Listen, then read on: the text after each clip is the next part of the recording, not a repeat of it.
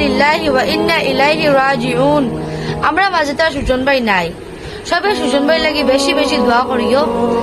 আর আমি এখন কথা কইতে চাই, সেও কোনোদিনও মরা ডিসিশন লইও না, কারণ তুমি তো মরে যাইবা, কিন্তু তোমার ফ্যামিলি কিতা হাল হইব, হালত হইব এখন তো তুমি দেখতে পারতে না। তোমার মা বাপ বোন সব আছেন, তারাই কিতা মানে ফিল হইব মনো, অত কষ্ট করে তোমার ফাইল চইন মানে দিন থাকবা লাগে, তুমি তার একটা ফুড়ি লাগে মরে যেতা। আমি ভাই বোন সবের এখন কথা হইতে যাই যে রিলেশন আছো, কোনোদিন এগো ফুড়ি লাগে মরে যাইতা এই ডিসিশন লইও না। আর ফুড়িরও হইয়া কোনোদিন এগো ফার লাগে মরে যেতা এই ডিসিশন তুমিও লইও না।